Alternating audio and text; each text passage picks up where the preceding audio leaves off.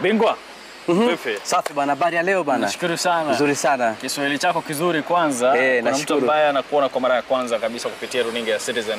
Ndio. Ningependa sana ujitambulishe, uniambie jina lako. Ndio. Kisha uniambie ni kipi ambacho umeleta katika taifa la Kenya. Okay, sawa. Nashukuru sana kwa majina. Mimi naitwa Heri Charles, natokea nchi ya Tanzania. Niko leo Kenya hapa kwa furaha kubwa sana kwa kualikwa katika maonyesho ya agroecology. Agroecology tunajua maana yake ni uhifadhi wa mazingira katika upandaji wa mimea katika kilimo mseto. Leo niko hapa katika haya maonyesho ya 24. Tumekuja na teknolojia zetu kuonyesha wakulima wa hapa na kutoa elimu juu ya mashine tulizonazo kwa wakulima na wanchi tofauti wanaofika katika haya maonyesho hapa Kenya. Nafurahi sana kwa maelezo yako mazuri hayo. Kuna mashine hapa naiona. Ndio. Kwanza kabisa kabla tuzungumzie mashine, ni kipi ambacho kilikusukuma ukaingia katika kilimo kule Tanzania? Okay, cha kwanza kabisa hapa kimesoma katika kilimo kule Tanzania kwa wakulima wetu ambao nafikiri si Tanzania, ni bara lote la Afrika. Kwanza kuna ule uelewa wa kutokulima bila tija. Tija ina maana kulima kilimo ambacho hakita kuongezea mazao shambani. Hicho cha kwanza. Na cha pili, tunaangalia mkulima anapoingia shambani kulima, je, ana uwezo wa kulipa trekta? Je, ana uwezo wa kulima kiasi cha shamba ili aweze kulisha familia yake na kupeleka shule? Hapana. Kuna wakulima wengi ambao wanateseka kwa sababu hawana mashine za kuwasaidia kwa ajili ya wanyama wao. Wakulima wana wanyama wa aina tofauti, kuna punda, kuna ng'ombe, kuna kuku, kuna mbuzi. Lakini kila mnyama katika familia ya mkulima ana faida yake. Tukianza kwenye faida ya mkulima kwa mnyama ambaye ni ng'ombe madume wale makubwa. Wale ng'ombe madume makubwa wanalima shamba, wanaotesha shamba, wanabeba mizigo, wanafanya kazi nyingi za jamii. Vile vile na punda anafanya hivyo. Sasa mimi Heri Charles kutoka katika shirika la Eco tumeamua kufikiria tutafanyaje mkulima aweze kuingia shamba kwa wakati na apande sehemu kubwa ya shamba lake bila kuwa na samahani, labda hana uwezo lakini ana mnyama. Tumejitahidi kutengeneza mashine ya kuoteshea ambayo tunaita Maresha Planter. Ni Maresha Planter ambayo inaotesha mbegu moja kwa moja. Na si mbegu moja, inaotesha mbegu kubwa na mbegu ndogo. Mbegu kubwa ni kama mahindi, maharage na ngwara. Lakini mbegu ndogo kama mtama au uwele au ngano. Na mashine yetu hiyo sasa inafanya kazi kwa kutumia wanyama. Inapunguza mambo mengi sana shambani. Sasa wakati umetaja mashine yenyewe, nieleze kuanzia mwanzo ulivyounda na inafanyaje kazi yake. Sawa. Kama unavyoiona mashine iliyoko mbele hapa inaitwa Maresha Planter. Maresha Planter kama unavyo imegawanyika sehemu mbili kubwa au tatu. Ya kwanza ni sehemu ya kushika mkono, ya kuongoza ili iende moja kwa moja inapokata mfereji mbegu idondoke. Hiyo ni sehemu ya kwanza. Na ni sehemu ya pili, sehemu ya mbele hapa ambao tunaweka nira.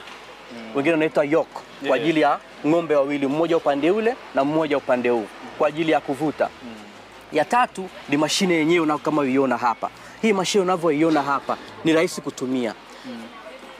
Vyote tumetengenezea kwa vitu ambavyo vinapatikana katika store zetu au hardware zetu kama chuma.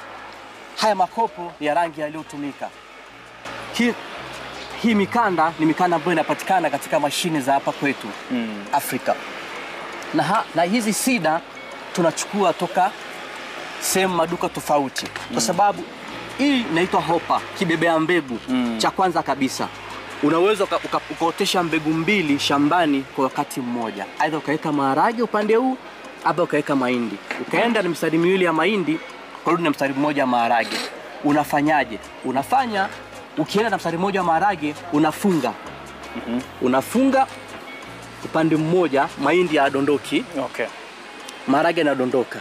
Unakaporudi tena unafungua maharage, unafunga mahindi. Kwa hiyo unakuta unakwenda maharage, mahindi. Maharage na mahindi kwa wakati mmoja. Kile kifunga ambacho unakisema ndio hichi hapa mtangazaji, ndio hichi hapa. Kwa hiyo ukiona hapa inapokwenda unaweza ukafunga. Hapa ukifunga sehemu zote mbili. Sasa tuseme mahindi hapo yanadondoka. Hapo umefunga mahindi. Hapo umeweka upande mmoja mahindi, umefunga. Kwa hiyo hata mahindi hapa yanadondoka, lakini upande huu maharage yanadondoka. Utakaporudi kwa mstari mwingine unatoa tena hivi vifungio unafunga upande mwingine. Okay. Sasa hapo mkulima ameamua kufanya shamba la mseto, apande maharage au mahindi. Mahindi na maharage, au mahindi na alizeti. Lakini mkulima anaweza kaamua sioteshi kilimo mseto. Naotesha zao moja tu, mahindi tu au maharage tu. Kwa hiyo ina maana hata funga tena sehemu yoyote. Anaweka tu mazao yake anakapokwenda. Cha kufanya kikubwa zaidi, hichi tumeangalia jinsi ya kudondosha mbegu. Lakini kingine cha pili tunaangalia hiyo mbegu inadondokaje?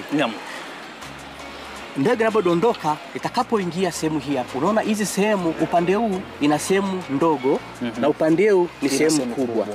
Unaweza ukaamua leo ukaotesha mbegu mbili kwenye kila nafasi. Nafasi unaweza ukafanya uwiano kwa kutumia hizi puli. Aidha ikadondosha kuanzia mche au mbegu hadi mbegu sentimita 25 au 30 kwa kutumia hizi puli. Kwa sababu ni kama unaendesha basikeli. Puli ya nyuma ikiwa ndogo kama unavyoiona ambayo ni inchi 3, mbele inakuwa ni inchi 6. Kwa hiyo kule inchi 3 ikizunguka mara 2, mbele inazunguka mara 1. Ina maana itaenda sehemu kubwa. Itaenda 50 mpaka 60. Lakini kule nyuma ukiweka puli kubwa, huku mbele ikiwa na puli ndogo, kule nyuma ikizunguka mara 1 ile puli ambayo ni 6, huku mbele inazunguka mara 2. Kwa hiyo itapunguza nini?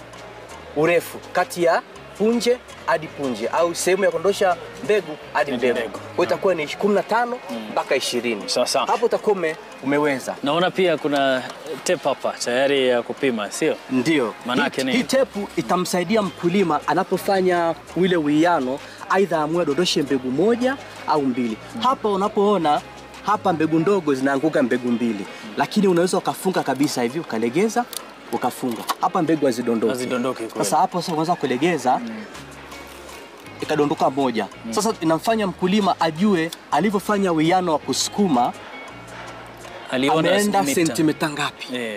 Ili kesho asisahau na aweze kumfundisha mkulima mwingine. Hizi kesho unaweza kaenda sentimita, ukaenda tena mbegu mbili, ukaenda umeenda sentimita 3 au sentimita 4. Sasa angalia hapa. Ndio. Kuna mkondo ambao umeufanya wa kuweka mbao. Ndiyo. Na pia ukapima shimo lake hapa. Ndio. Ulifanyaje na nieleze umuhimu wa kufanya hivyo? Umuhimu wa kufanya hivi kwa sababu unaona hii sida sehemu ya kukaa hapa kwenye kitako ina hii bomba la chuma ambayo ni nusu inchi.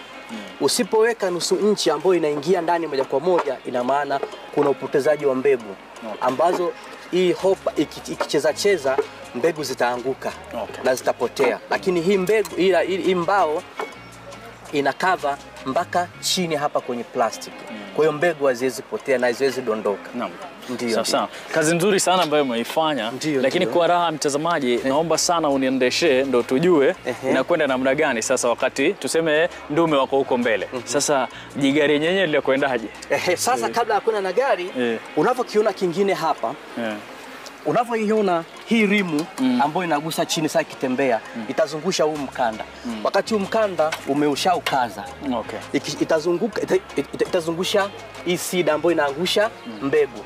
Ikiangusha mbegu inapita kwenye hizi pipe. Hapa chini kuna point, hii inaitwa point au kisu. Wakati hiyo inakata mfereji, alafu inaangusha mbegu.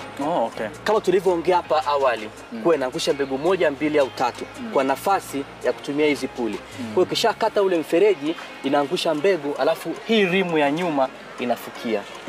Ndio. Sasa tufanye vivyo hivyo kwa sababu najua tukifanya hivyo sasa ukivuta unaona ilivyo kisu kina sentimita 7.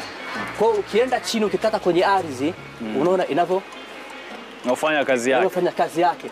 Kwa hiyo inakata, inachimba. Inategemea wewe unataka kuchimba chini urefu gani. Kwa sababu kuna mazao ambayo unakata kwenda chini sentimita 4 ambayo ni makubwa kama mahindi. Lakini maharage unaenda sentimita 3 au sentimita 2. Sasa kwa kila kitu ambacho tunakifanya kuna urahisi wake. Mtu anafikiria tukimaliza kule shambani nitarejesha namna gani hii mashine kwa nyumba. Sasa sisi kwetu wakulima kwa sababu hichi kifaa kubomoa ni rahisi. Unaweza kufanya jambo moja. Ukatoa hizi pini mbili. ukatoa pini mbili, ukabakiwa na hii maresha, ukafungia kwenye nyuma ya pikipiki. Na kati huo wewe ng'ombe zako wanakuwa na ule mkokoteni, ukaweka pale ndani. Hiyo namba moja. Namba mbili, ukanyanyua juu zaidi kutokana na nira ng'ombe aliofungiwa. Alafu hii rimu ikawa inafanyaje? Inatembea. Nataka unifanye vile nione. Yes, sawa. Unaweza ukafunga basi mkulima amemaliza kazi yake, wewe shika hiyo hendo. Okay. Anaenda nyumbani.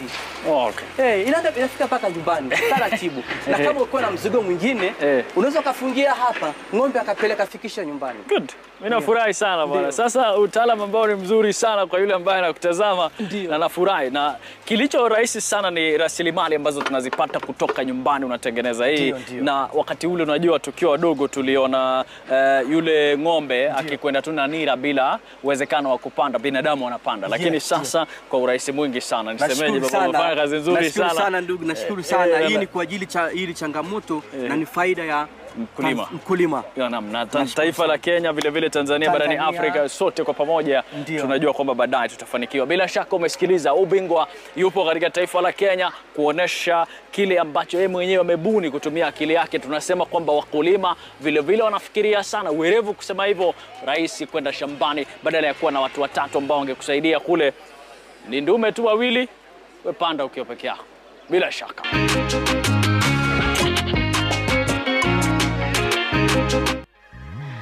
A very nice feature there from Emmanuel Terrer, showing us about technology that our farmers can deploy in their farms. Remember, here we're very keen on making sure that our farmers are embracing mechanization in agriculture. Now, I know you're very curious, Ngina, tuambie huyo ni nani umesimama kando yake. Well, I told you at the beginning, we do have a very young farmer. She's only 13 years old. Hi, Ivy. I'm fine. How are you? I'm good. We are so happy to have a young farmer here, and I want you to tell the viewers very quickly, what do you grow in your farm? I like growing spinach because it's very easy to take care of, and also onions. And we also grow terere. Terere? Because it's good for the health. Good. So you grow spinach, you grow onions, and you also grow terere.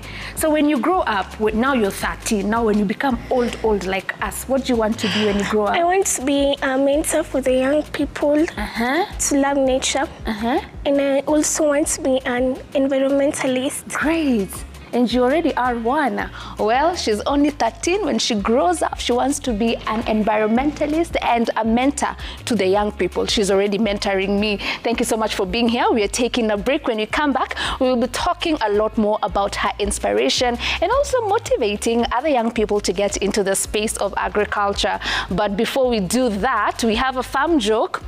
Well, we did raise this question in the week, but we didn't get the answer to it. Our farm joke question of the day was, what was the spider doing on the computer?